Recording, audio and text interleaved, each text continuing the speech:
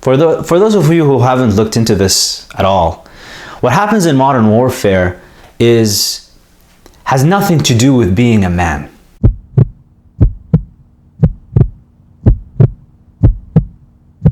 Assalamu alaikum.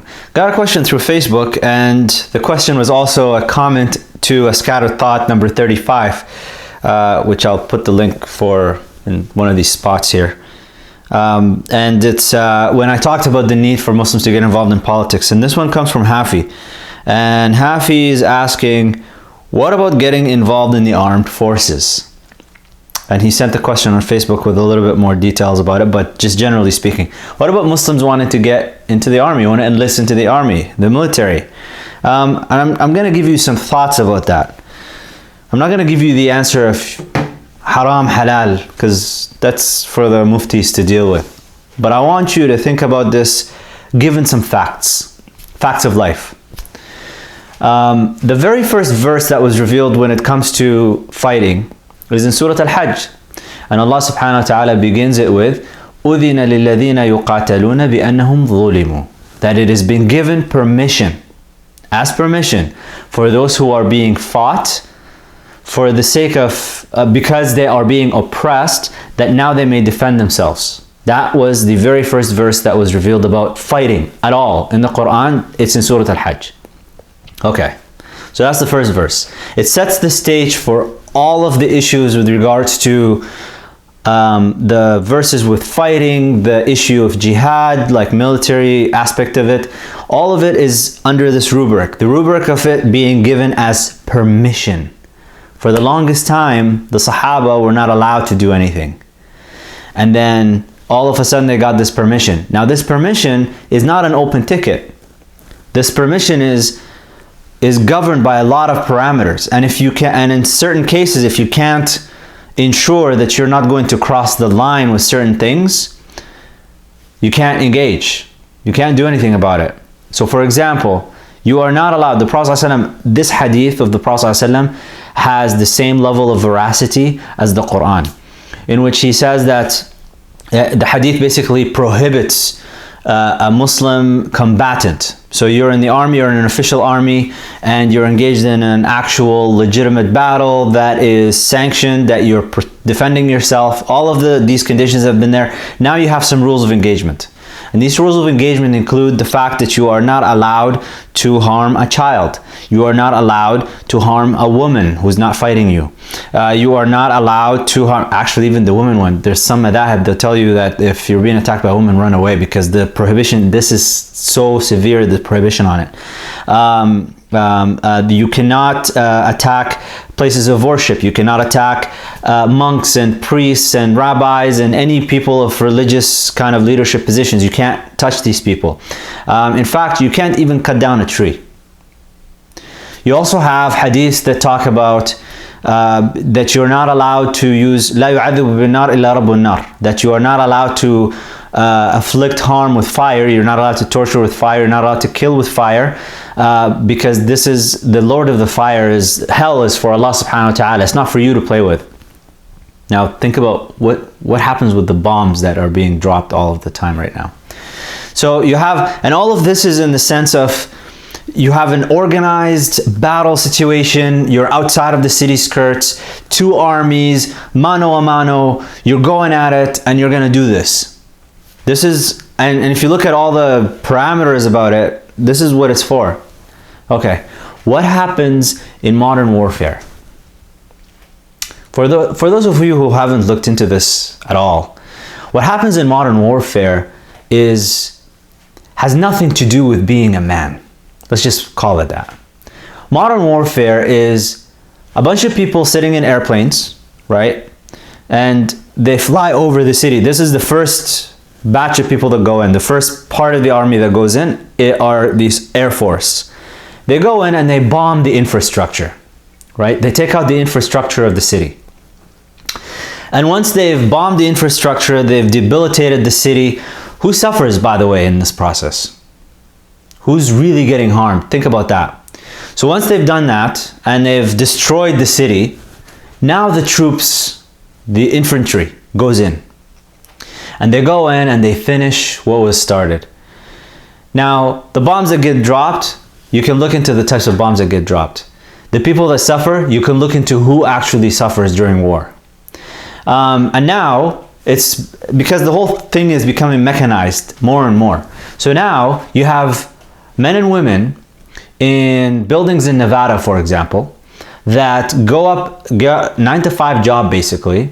Yeah, they'll wear their fatigues and all of that, but it's a 9 to 5 job. They'll kiss their spouse goodbye. They'll kiss their kids goodbye in the morning, maybe drop them off to school before they go off, and they sit in an office with a joystick like a video game where they can kill some other kids across the planet that they look at through a screen. And then they go back home at 5 o'clock after their shift is over, and they just go back home and kiss the wife and kiss the husband. Hey, how was your day? And it was just another day in the office, because they're operating drones. Look at what Saudi Arabia is doing right now in Yemen. What are they doing? Who's suffering in Yemen? If you look at who the biggest purchasers of armaments in the world are Muslim countries. And the biggest distributors of armaments in the world are Western countries. The UK, you have like England, you have Canada is number 2. It's disgusting. My country is the second largest exporter of arms to Saudi Arabia. I'm embarrassed to say that. And you also, and the States, it's the number 1. So that's, and the more and more as time goes on, it's just war is becoming mechanized. So it's no longer an issue of, and none of this, by the way, is for defending or for any noble cause. All of it is for greed, for money, for power, that 60, 70, 80-year-old white men, that's who's doing this, running the show and getting young men to join the army under the false pretense of some ideals. I think you know where I stand just from the way I'm talking about this. Now, we Muslims, the Prophet ﷺ, what was his first message? When his first sermon, as soon as he walked into, man, I'm spitting now, like it's just, this is, the first message, the Prophet ﷺ, the first sermon that he had when he entered into Medina, what was it?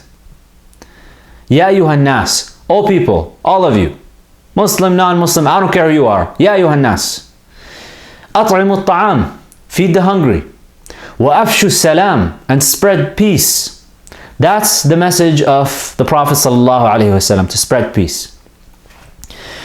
I think it's really problematic. I'm sorry I'm going on a rant here, but this thing really irks me. I think it's a big problem that we have Muslims that have an aspiration, that look up to an army. That this is something, a goal that I would like to enter into and be a part of. You want to become the food to this disgusting machine of armaments and killing and death and destruction and mayhem, instead of you being builders. Afshu salam, spread peace. Allahumma salli ala Sayyidina wa Habibina Muhammad. I really don't, like, this question is so troubling to me, that instead of us, I mean, look at the armies, by the way. I'm just going to try to end this. These armies are not autonomous things that are just doing things on their own. There are people behind them that are running them. There are people that make the decisions. If you want to make a difference in the world, and you want to improve, you want to be a builder, you want to be a constructor, not a destructor. You want to be a peace spreader. What you need to do, all of us Muslims, what we need to do is, first of all, get really grounded in our tradition, and then get involved in the political systems around. And the thing that runs the show is the dollar right now.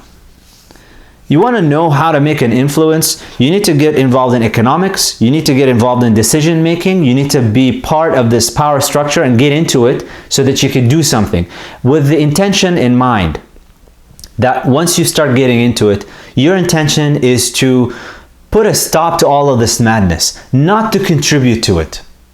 That's what you need to do if you really want to make a difference in this world. You're not going to be a decision maker when you're an infantry or a cleric or human resources or whatever in the army, in this big machine. You're not a decision maker there. You want to be a decision maker, get into the halls of power and do it with this for the sake of Allah subhanahu wa ta'ala, that you want to bring benefit to the people for public service without any discrimination against anybody, that you want to spread justice, you want to spread peace, and that's your goal. It should not be, anyways. I'm gonna leave it at that because this is one of those few topics that I lose my wits, and this is literally first take, and I'm not gonna do another take on this. Look into how war is conducted, and you tell me, look at me with a straight face and tell me that you want to be part of a system, of an organization, that the way that they conduct their activities necessarily, by definition, the way that they do it results in the death of women, children, innocent people, civilians, people minding their own business that have nothing to do with any of this madness, and you want to be part of that? Anyways, let's just leave it at that. Subhanakallah wa bihamdik, ashhadu an la ilaha illa ant, astaghfiruka wa atubu ilayk. Assalamu alaikum. I hope you guys have been enjoying this content. I've changed the background a little bit and all of this stuff, and I'm adding more stuff to the channel. To show your support, the best thing you can do for me is to like the video and to share it with your friends and family and your social network, and just, tweet it and Facebook it and all of this good stuff. Those of you who are able to give some financial support in some kind to help me make some more videos, I've got a few projects that I'd like to get into. You can go to my Patreon page. The link for it is in the description box, or you can link right here. You can click right here for it, and you can help me out through that way. So anyways, I'll check you next time.